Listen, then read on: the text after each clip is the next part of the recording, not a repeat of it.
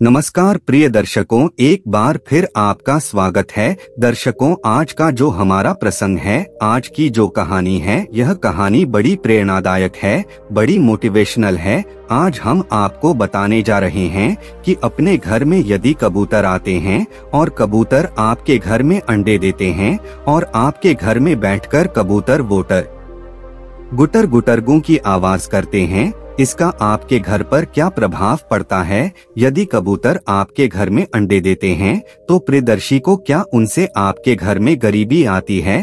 क्या उनसे आपके घर का नसीब खुल जाता है? क्या आपका भाग्योदय होता है? यदि आपके घर में कबूतर बैठते हैं और वह दिन भर गुटरगू की आवाज करते हैं तो उनसे क्या आपके घर में गरीबी आती है या फिर आपका भाग्य उदय होता है? इस कहानी में आप जानेंगे। वीडियो को हमेशा पूरा देखा करें ताकि आपको संपूर्ण जानकारी हासिल हो। जो लोग आधा अधूरा वीडियो देखकर बीच में छोड़ देते हैं, उन लोगों को सिर्फ आधी अधूरी जानकारी मालूम पड़ती है और प्रिय को आधी अधूरी जानकारी होती है। यह खतरनाक साबित होती है, इसलिए वीडियो को हमेशा पूरा देखा करें। कहानी शुरू करने से पहले जो लोग हमसे नए जुड़े हैं वह हमारे चैनल को सब्सक्राइब करें। शुरू करते हैं। प्रिय दर्शकों, आज की यह प्यारी सी कहानी, यह प्यारा सा वीडियो प्राचीन काल की बात है। प्रिय दर्शकों, एक नगर में एक मोहन नाम का एक व्यक्ति रहता था। उस मोहन नाम के व्यक्ति के एक पुत्र था जो बिल्कुल नवजात का छोटा था।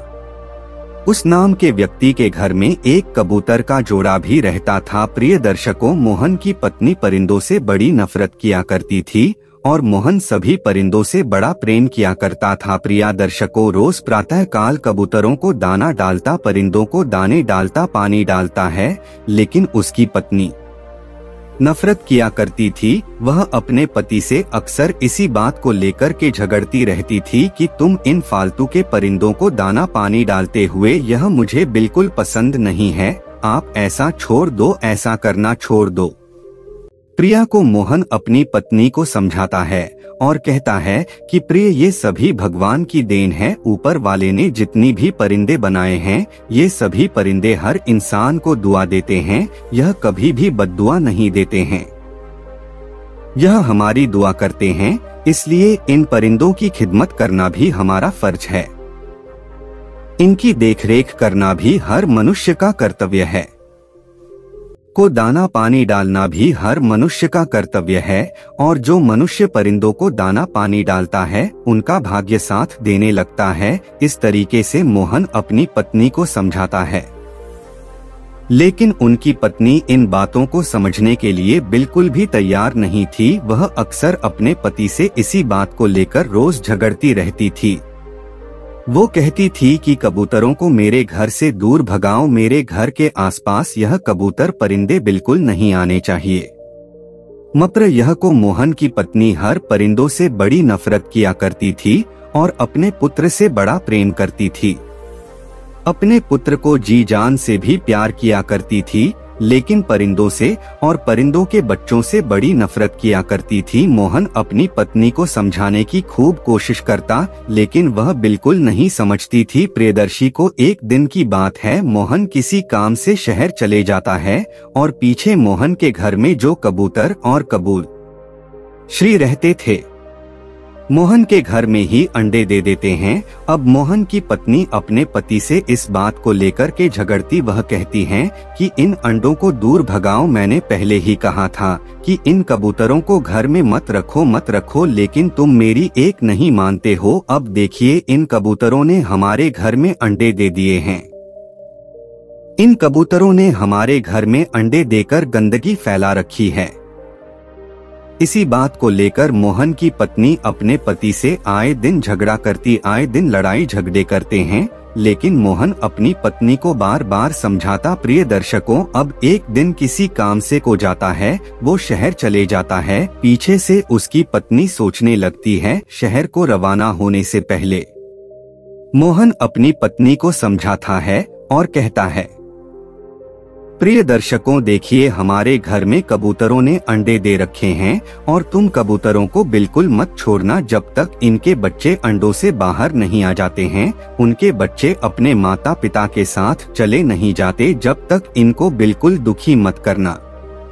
और रोज अपने हाथों से थोड़ा थोड़ा कबूतरों को दाना पानी डाल दिया करो ताकि तुम्हारा भी अगला जन्म सुधर जाए, तुम्हारा भी भविष्य सुधर जाए। इस तरीके से अपनी पत्नी को समझाकर और मोहन शहर को चले जाता है।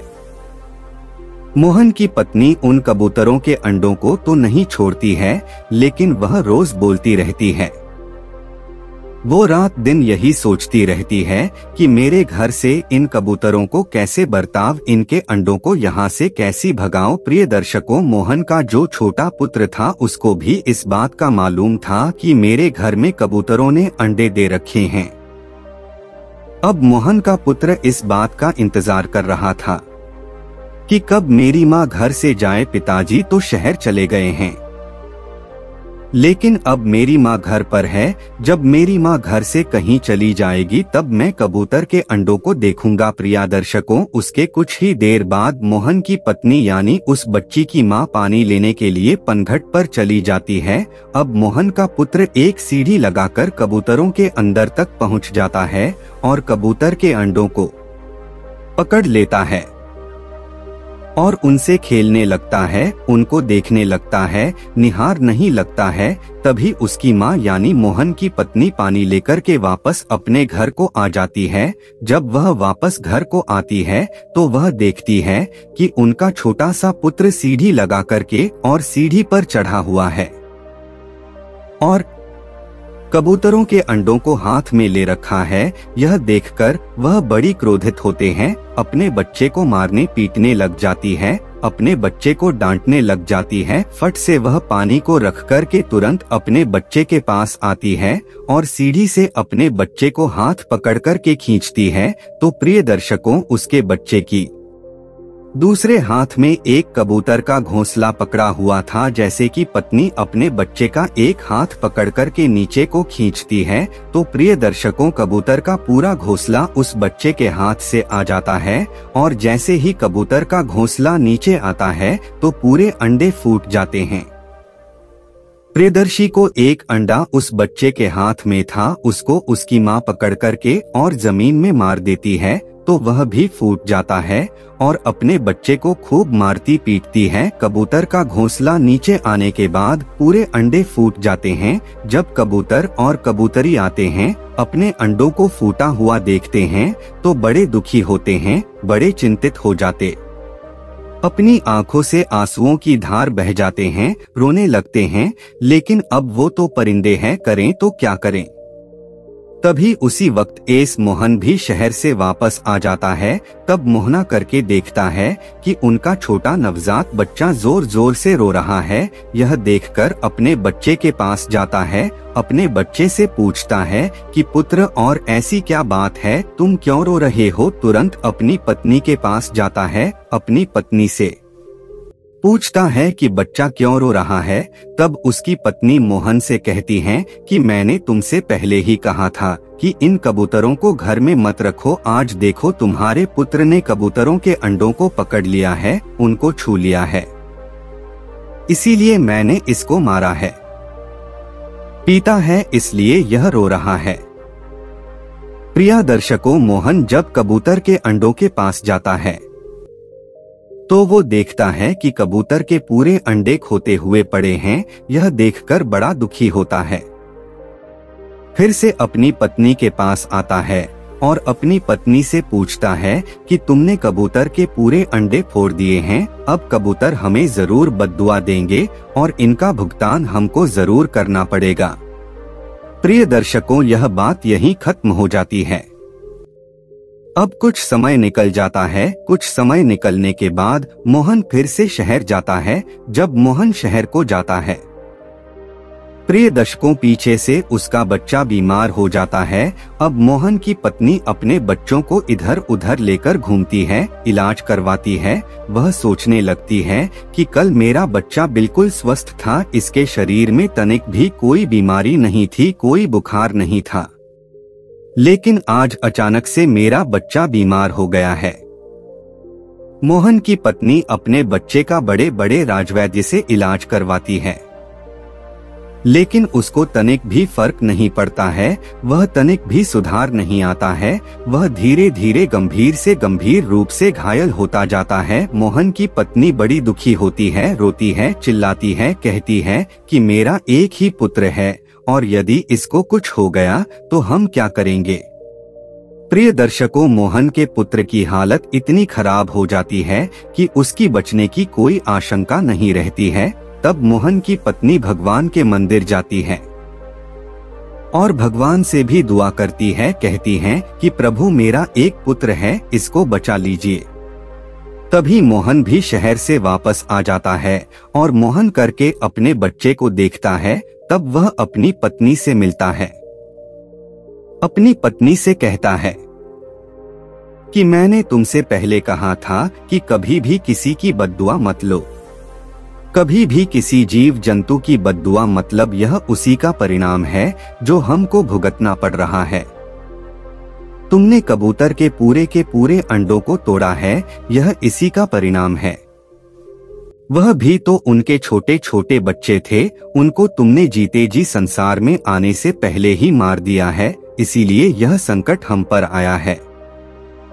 प्रिय दर्शकों, मोहन की पत्नी भगवान रात दिन दुआ करती, उनसे अपनी बच्ची को ठीक होने की भीख मांगती, लेकिन भगवान तक उनकी आवाज पहुंच ही नहीं रही थी, क्योंकि उन्होंने उसके जीवन में इतने सारे पाप किए थे। न जाने कितने कबूतरों के अंडे फोड़े होंगे, न जाने कितने कबूतरों को अपने घर से मारपीट के भगाया होगा। प्रिय दर्शकों, जब उसकी बच्ची की हालत और भी ज्यादा बिगड़ जाती है, मोहन भी भगवान की पूजा अर्चना करने लगता है। जगमोहन के बच्चे की तबीयत ज्यादा खराब हो जाती है तो मोहन भी भगवान के मंदिर में जाकर के और पूजा अर्चना करने लगता है और पूजा आराधना करने लगता है। प्रिय दर्शकों, तो फिर इधर जब मोहन भगवान की पूजा आराधना करता है, तब मोहन की पुकार भगवान के दरबार तक पहुंचती है और प्रिय दर्शकों, धीरे धीरे उसका बच्चा स्वस्थ होने लगता है।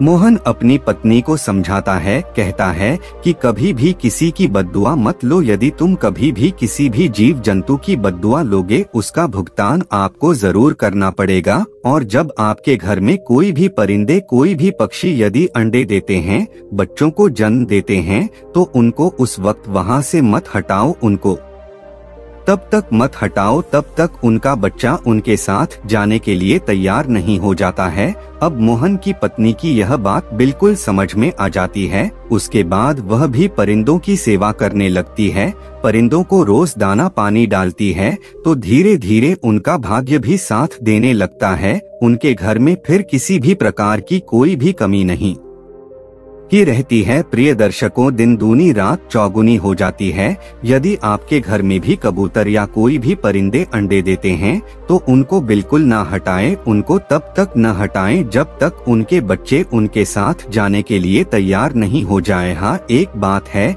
यदि आपके घर में कबूतर रोज गुटरगू करते हैं तो प्रिय दर्शकों, यह अशुभ संकेत देते हैं। इनको अपने घर में या तो शुरू से बिठाना नहीं, और यदि आप बिठाते हैं तो उसको फिर उनकी सेवा पूजा करें। इनको दाना पानी हमेशा डालते रहें, आपके साथ किसी भी प्रकार का कोई अशुभ नहीं होगा।